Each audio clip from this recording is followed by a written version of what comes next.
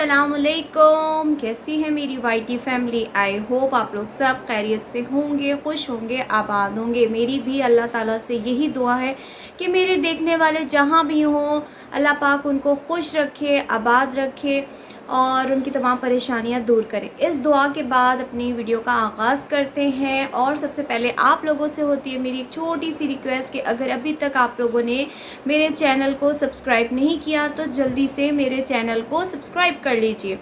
अच्छा, वीडियो शुरू करने से पहले मैं थोड़ी सी एक्सप्लेनेशन उन लोगों को देना चाहूँगी जो मेरे कमेंट सेक्शन में आकर मुझे गलत कमेंट्स करते हैं और कहते हैं कि आप इनका नाम लेके फेम कर रही हैं, आप एस्ट्रोलॉजी का नाम लेके फेम कर रही हैं। तो उनको मैं ज़रा यहाँ पे जवाब दे दूँ कि आप जाके पहले मेरे पूरे चैनल को अच्छे से देख लीजिए, अच्छे तरीके से परख लीजिए कि मैं क्या खाली एस्ट्रोलॉजी के नाम पे अपना चैनल चलाती हूँ। जहाँ मैं कोई चीज़ गलत देखती हूँ, जहाँ मैं टोपीबाज, ड्रामेबाज, ऐसे काम करने वाले जो लोगों को धोखा दे रहे हूँ, उनके हवाले से मैं बात करती हूँ। एस्ट्रोलॉजी के हवाले से जब मैं बात करती हूँ तो एस्ट्रोलॉजी को मैं साथ में एक दुआ भी देती हूँ कि अल्लाह पाक इनको नेक हिदायत दे।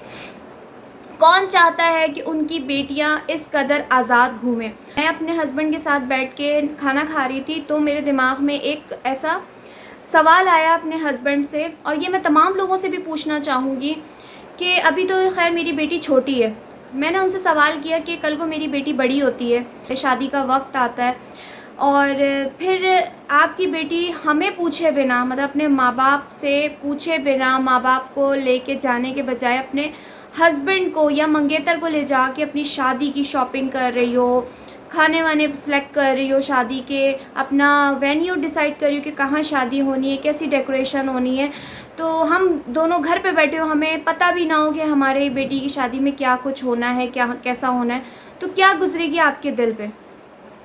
तो मेरे मियाँ ने मुझे बड़ा ना फ़नी सा जवाब दिया, तुमसे कहूँगा कि बेटी की छितरौल करो, बेटी बड़ी हो चाहे छोटी हो, माँ के लिए तो, बाप के लिए तो हमेशा छोटी होती, तो उतारना जूती और लगा देना उसकी पिटाई सही वाली।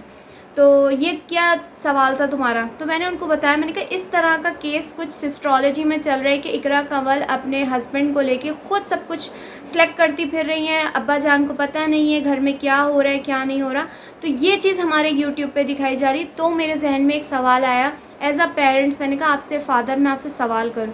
तो उन्होंने कहा कि उस फादर के लिए डूब मरने का मकाम है कि जिसने सारी ज़िंदगी अपनी औलाद को पाला पोसा बड़ा किया, और जब उसकी शादी का वक्त आया, हर माँ बाप का कहते हैं ना ख्वाहिश होती है, ख्वाब होता है कि अपनी बेटी की शादी में तैयारियां करें, फाइनल करें, लेकिन यहाँ पे कुछ और ही सिस्टम चल रहा होता है। तो मैं ये उनको जवाब देना चाहती हूँ जो मुझे आके ये जो कमेंट्स करके जाते हैं ना कि आप इकरा कमल से जेलस हो रही हैं या आप इकरा, तो मैं किसी से अल्लाह ना करे कोई जेलस नहीं हो रही। मैं उनको कहती हूँ कि कुछ अगर दिखाना ही है तो कुछ पॉजिटिव वे में दिखाओ, कुछ समझ में आए कि हमारे बच्चे आप लोगों से कुछ अच्छा सीख सकें कि भाई नहीं, पहले हमारे पेरेंट्स हैं, उसके बाद हम हैं, जो कुछ है वो हमारे पेरेंट्स हैं। बेशक आप इस काबिल हो चुकी हो इकरा कंवल कि आप जो हो अपने घर को चला सकती हो, आप घर का खर्चा चला सकती हो, लेकिन माँ बाप का अल्लाह पाक ने एक अलग मकाम दिया है। तो खैर चलते हैं, आज मेरा कोई एस्ट्रोलॉजी पर टॉपिक नहीं था, लेकिन फिर भी मैंने सोचा कि थोड़ी सी मैं बात कर लूँ उन लोगों के लिए जो मुझे आके इस तरह के कमेंट्स करते हैं। चलें जी, बात करेंगे सबसे पहले समीना और बिलाल की बात करेंगे कि मुझे उनका व्लॉग देख के एक चीज़ पे बहुत ही ज़्यादा अफसोस हुआ कि आज से 2 दिन पहले उस्मान भाई की फैमिली इनके घर आती है दावत पे। चलो दावत पे नहीं भी आती, फ़र्स्ट टाइम उनकी वाइफ वो और उनका बेटा उनके घर आ रहा है, फ़र्स्ट टाइम, और उस पर आपका क्या बनता था कि आप उनकी अच्छी से अच्छी खातिर करें। हर इंसान यही कहता है कि जब भाई हमारे घर कोई गेस्ट आ रहा है और वो फ़र्स्ट टाइम, हमारे कहते हैं ना first impression is the last impression, तो आपके घर आ रहा है तो आप कोशिश करो कि उसको अच्छे से अच्छा उसकी खातिर करो। लेकिन जब मैंने आपका पूरा व्लॉग देखा, बहुत अफसोस हुआ था कि आपके मेहमान ख़ुद खाना बना के ला रहे हैं, और जो पिज़्ज़ा आपने बनाने की कोशिश की आपसे बना नहीं, और आपने कुछ अजीब सा पिज़्ज़ा ऑर्डर करके मंगवा लिया, और वो भी एक मीडियम साइज़ का। तो मतलब ये चीज़ है। तो आगे से अब मैं जो बात करने वाली हूँ कि मुझे बड़ा अफसोस हुआ कि घर पे जब मेहमान आ रहे थे उस टाइम पे तो आप खाना बना नहीं सकी, लेकिन नेक्स्ट डे जब आपकी बेटी के कपड़े आते हैं, शूज़ आपके हस्बैंड के आते हैं, और फिर पता चलता है कि आपने बनाए हैं चिकन और साथ में राइस बनाए हैं, आलू चिकन विद राइस। तो क्या ये आप अपने गेस्ट के लिए नहीं बना सकती थी? लेकिन वही वाली बात करूँगी कि इन्होंने कंजूसी की हद की हुई है। लेकिन वही बात है, सिर्फ कंजूसी किसके लिए? सिर्फ और सिर्फ कंजूसी दूसरे लोगों के लिए, अपने लिए सब कुछ है।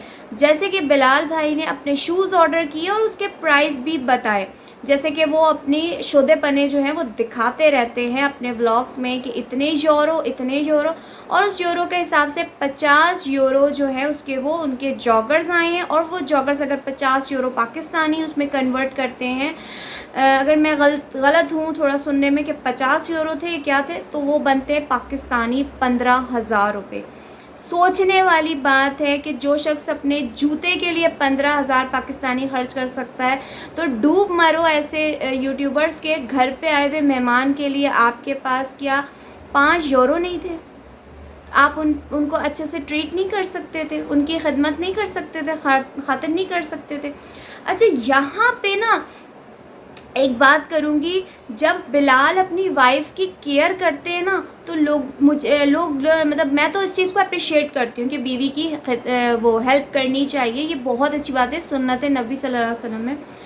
लेकिन जब दूसरी बात करते हैं ना कि आपकी बीवी दुपट्टा नहीं पहनती, इस तरह नहीं करती, तो फिर लोग आके ना कमेंट्स इस तरह करके जाते हैं कि आपको क्या है, उनकी लाइफ है और ये है वो है। यहाँ पे इनको सुन्नत नबी याद आ जाती है, जब बिलाल वो कर रहे होते हैं, अपनी वाइफ की केयर कर रहे होते हैं, उनके काम कर रहे होते हैं घर के लिए। लेकिन जहाँ पे दुपट्टे की बात आती है वहाँ पे इनका इस्लाम जो है ना ख़त्म हो जाता है। और इसी तरह मेहमान की खातिर करना भी हमारे नबी करीम सल्लल्लाहु अलैहि वसल्लम की सुन्नत में कि अच्छे से अच्छे मेहमान की खातिर करो। आप भूखे रह लो लेकिन मेहमान का पेट सेर करके उसको घर से भेजो। तो ये इन लोगों के काम है। और फिर जूता इन लोगों ने मंगवाया कितने यूरो का? 50 यूरो का। जूते के लिए पैसे हैं, मेहमान के लिए पैसे नहीं हैं।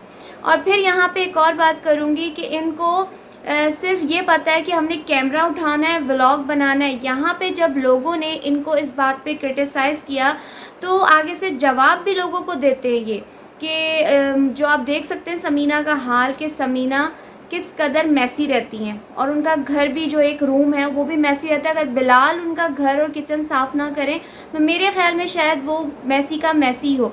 तो कुछ यहाँ पे भी देखा गया कि जब लोगों ने इनको बहुत ज़्यादा क्रिटिसाइज़ किया समीना को कि जब भी व्लॉग बनाओ तो कम से कम अपना आप साफ़ रखा करो। तो लेकिन नहीं, यहाँ पे इनको बस ये नज़र आता है कि कैमरा उठाना है और हमने वीडियोस शूट करनी है।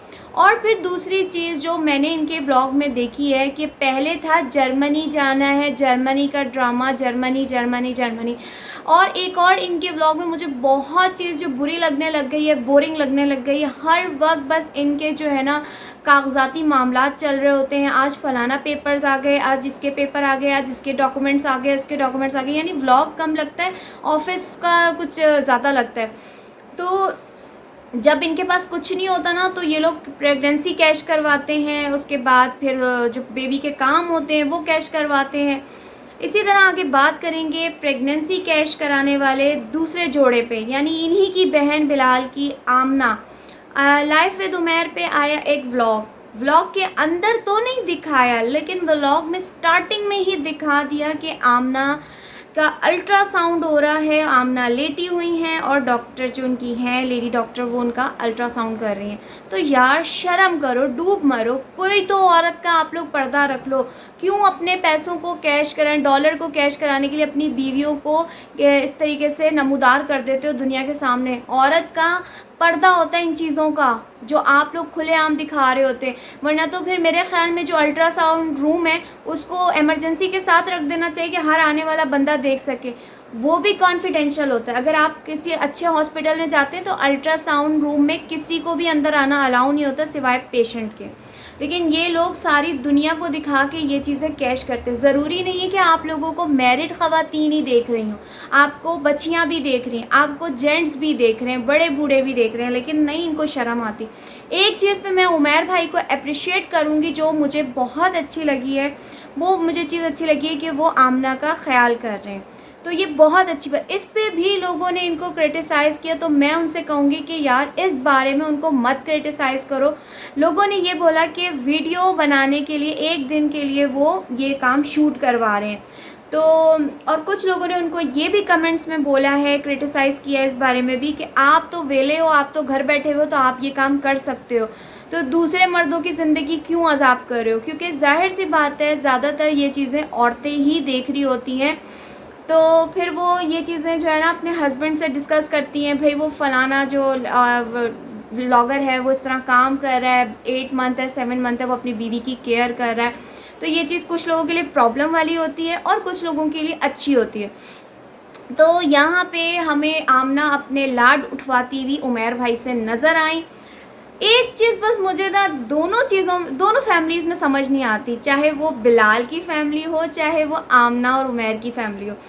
ये औरतें जब कुकिंग का टाइम आता है या घर को साफ़ करने का टाइम आता है, तो वो फिर समीना के मुंह से निकलता है, बिलाल मैं तो बिल्कुल ना, मेरी तो हिम्मत ही नहीं हो रही, मेरी तो हिम्मत डाउन हो गई है, तो बिलाल काम कर रहे। और इसी तरह आमना भी हमें ऐसे ही नज़र आई कि जल्दी से उमैर कुछ लेकर आ जाए खाने के लिए, आज मेरा बिल्कुल दिल नहीं कर रहा कुछ काम करने का।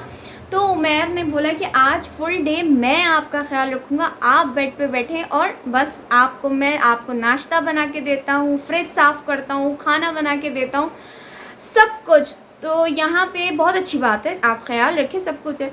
लेकिन एक चीज़ मुझे समझ में नहीं आती, जो वाकई मतलब हैरान करने वाली बात है, जहाँ नाम आता है शॉपिंग का, ये औरतें इतनी एक्टिव हो जाती हैं। आप इनको मॉल्स में देखें, वीडियो बन रही होती है जब, तो देखें तो माशाल्लाह ये इतनी एक्टिव होती हैं, कहीं से नहीं लग रहा होता ये ना ये प्रेग्नेंट है और ना ही अभी अभी डिलीवर इन्होंने बेबी किया है, बिल्कुल फ्रेश ओके चलती फिरती जहाँ घर पे आती है।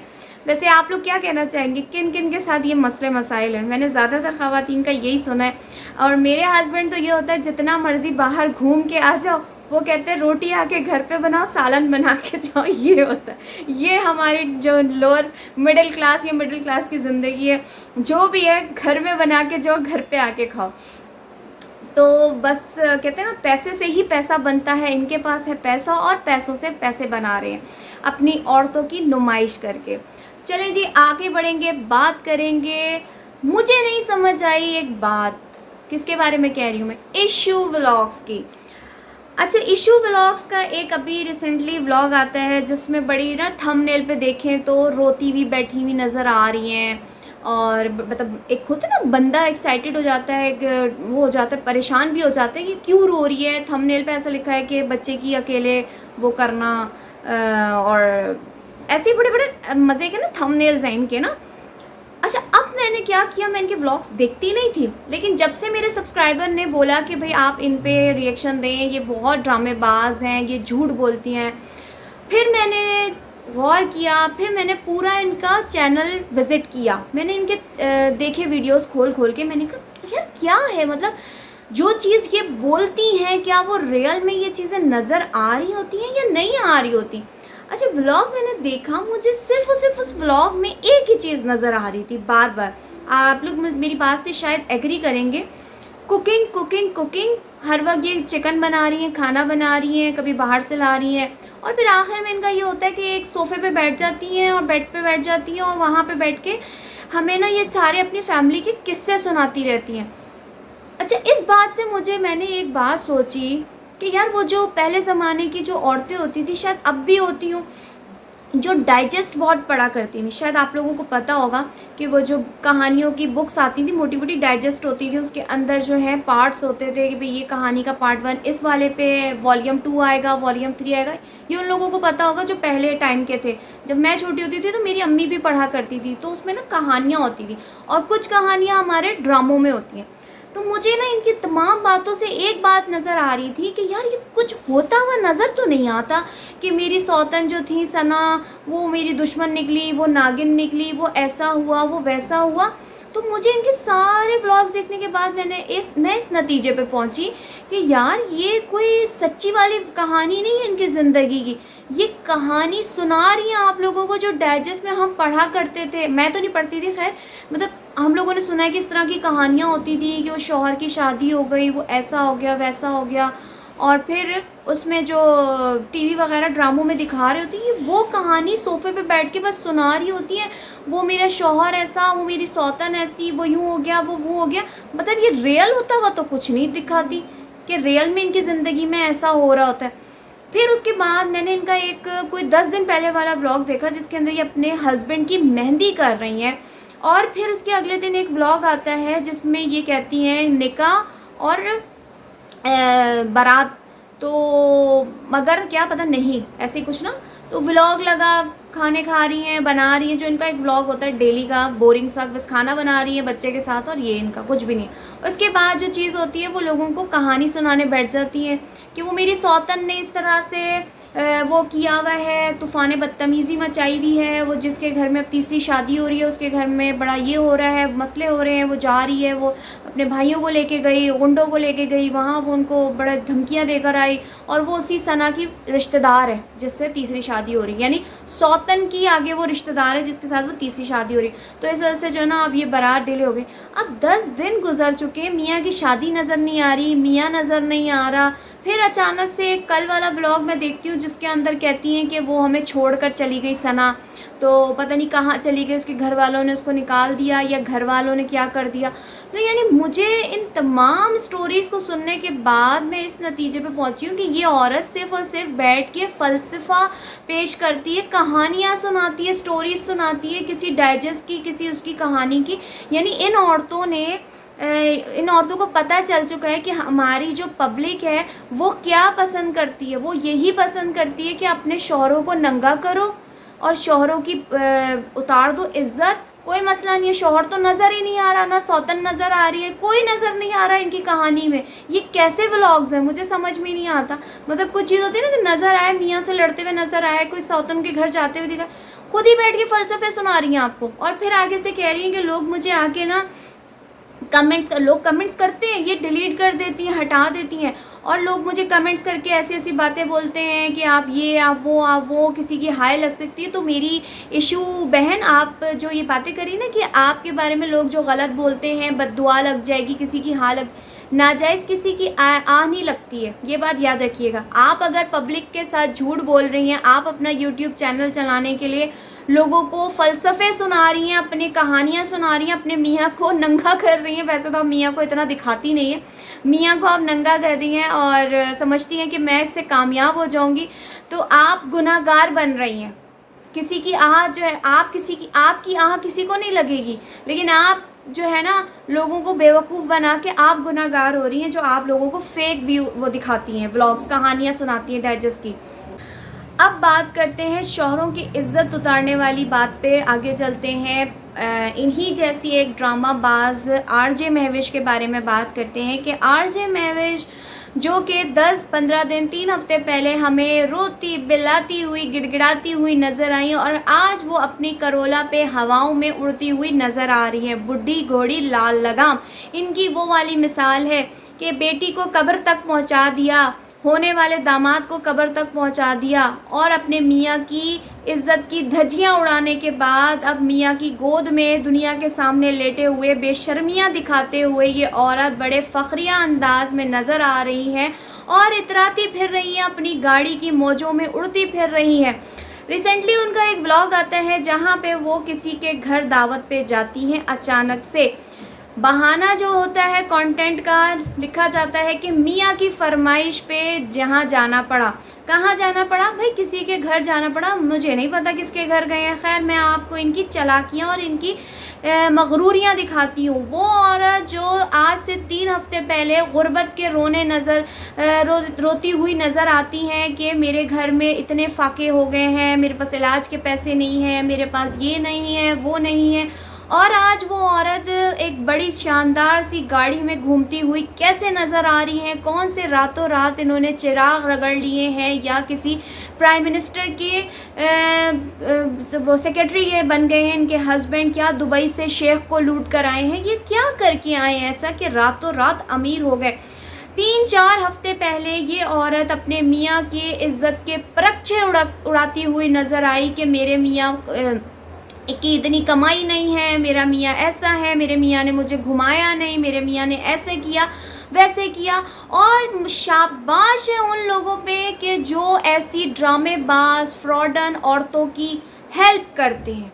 ये सब कुछ जो कुछ हुआ है ये आपकी मदद की वजह से हुआ है। जो मुझे इस वक्त यूके कनाडा से लोग देख रहे हैं, तो मैं आप सब बहन भाइयों को कहना चाहूँगी कि खुदारा ऐसे लोगों से होशियार हो जाएं, चाहे वो इशू जैसी औरत हो, आरजे महविश वाली औरत हो, या जो गांव के बनाने वाले व्लॉगर्स हैं, सबा अहमद हैं और बहुत सारे हैं जिनके बारे में मैं बात करना चाह रही हूँ। तो खुदारा इनके मासूम चेहरों पे मत जाएं। इनके मक्कार चेहरे, इनके जो डबल फेस हैं उसको आप अच्छे से नहीं परख सकते। हमारे पाकिस्तान में कूट कूट के गुर्बत भरती जा रही है। ऐसे हमारे बहन भाई हैं मिडिल क्लास जो अपनी इज्जतें छुपाए सफ़ेद पोश लोग घरों में बैठे हुए, वो व्लॉग भी नहीं बनाते, वो जानते भी नहीं है व्लॉगिंग की अलिफ बे, और उनकी मदद करने के लिए कुछ ऐसे चंद लोग हैं जो आपको उनका पता बता सकते हैं और इवन उनको दिखा सकते हैं। खैर मैं तो ये काम नहीं करती, मेरे अपने बहुत सारे जानने वाले, लेकिन मैं ये काम ना करती हूँ और ना मैं करूँगी। तो मेरा कहने का सिर्फ इतना मकसद है कि जो औरत आज से 3 हफ्ते पहले आप लोगों से झूठ बोलती हुई नज़र आ रही थी कि भाई मेरे घर पे पर्दे मतलब वो जो छतें होती हैं, मैं कुछ और समझी थी पहले, तो मेरे घर में वो डालने के पैसे नहीं है, मियाँ ने मुझे पैसे नहीं दिए, 40,000 का भी वो मुझसे महीने का हिसाब मांगता है। 40,000 का वो बंदा हिसाब मांगता है जो महीने का ख़र्चा होता है। तो ये रातों रात 50 लाख की करोला कैसे आ गई। अब बात मैं इनके व्लॉग के हवाले से करूंगी, जो इनका अभी रिसेंटली व्लॉग आता है कि मियाँ की फरमाइश पे ड्रामे खुद करती हैं, घर से बाहर खुद जाती हैं, नाम कंटेंट पे थंबनेल पे मियाँ की फरमाइश पे यहाँ जाना पड़ा। अब यहाँ देखो कि भाई आप हो प्रेग्नेंट, अब आप जब प्रेग्नेंट हो तो घर पे बैठो, लेकिन नहीं जी, हमने कहीं ना कहीं निकलना है, करोला जो ले लिए हवाओं में उड़ना है। और फिर मैंने जो बात की थी शुरू में, बुढ़ी घोड़ी लाल लगाम, जवान बच्चों की तुम माँ हो, बाल खुले हुए, और ये औरत यहाँ गले में दुपट्टा डाले हुए अपने पेट की नुमाइश करती हुई पहुँच गई किसी के घर पे, और वहाँ बड़े मगरूरिया अंदाज में आप देख सकते हैं, ऐसा लगता है कि कोई बहुत बड़े व्लॉगर यूट्यूबर या बहुत कोई रईसज़ादे आके बैठ गए हैं गरीबों के दस्तरखान पे, और बड़े प्राउडी अंदाज में कि ये देखो नींबू कैसा है, ये खाना कैसा है। यानी अल्लाह की नेमत को, ये रिस्क जैसा भी हो, मैं कहती हूँ रिस्क है, उसका एहतराम करो, और किसी के घर आए हो तो उसका मजाक ना बनाओ। एक जुमला जहाँ पे ये साहिबा बोलती हुई नज़र आती हैं आरजे महविश के, मेरी कोई तबीयत सही नहीं थी, तो मुझे खंग हो रही है, खांसी ना पंजाबी में खंग हो रही है, तो मेरी कोई तबीयत सही नहीं। तो आगे से जिसके घर पे वो मेहमान आई है, वो औरत उसका मियाँ कहता है कि इसकी भी तबीयत आज ठीक नहीं थी, तो आगे से बड़ी बदतमीज़ी वाले अंदाज में जवाब देती हैं कि पहले तबीयत सही नहीं थी या हमें देखने के बाद बीमार हो गई। यानी इनको शर्म नहीं आती कि खुद तो ड्रामे करती हैं, सारी दुनिया को पता, लेकिन कुछ लोगों को नहीं पता यार, पता नहीं वो कैसे लोग हैं, कौन सी नींद में सोए हुए हैं, आंखों पे पट्टियां बांधी हुई, जो इनकी मकारियों को समझ नहीं रहे। और कुछ मेरे ऐसे भाई बहन हैं जो इस औरत की मकारियों को समझ चुके हैं। और फिर उसके बाद अपनी गाड़ी का मगरूर अंदाज में बताते हुए कि ये देखो मेरी करोला खड़ी है 50 लाख की, और हरकतें क्या हो रही हैं कि सामने वो मर्द खड़ा हुआ है, अब वो कौन है उसका मैं नहीं बता सकती कौन है, तो गाड़ी के वो जो ऊपर वाली विंडो होती है उसको खोल के बड़े उससे तस्वीरें खिंचवा रही हैं, उस आदमी से वीडियो बनवा रही हैं, अपने टिकटॉक बनवा रही हैं। तो ये है आरजे महविश, ये है इनका असल चेहरा, जो 3 हफ्ते पहले रोती भी नज़र आई हैं, जो कभी कभी नज़र आती हैं। और कुछ लोगों ने उनको ये भी बोला कि ये औरत जो अभी आपको हंसती मुस्कुराती नज़र आ रही है, कुछ दिनों के बाद जब इसके पैसों की थोड़ी सी तंगी आनी है, किल्लत आनी है, तो इसने फिर ड्रामे करने रोना है। और कब तक ये इस मियाँ को चलाती है, जब तक ये थोड़ा एक्सपायर ना हो जाए। तो ये है मेरे बहन भाइयों आरजे महविश का असल चेहरा। अपनी आंखें खोलो, देखो और इन लोगों की मदद करना बंद करो। तो खैर मैं लूँगी आज के ब्लॉग से इजाज़त, अपना ख्याल रखिएगा, अल्लाह हाफिज़।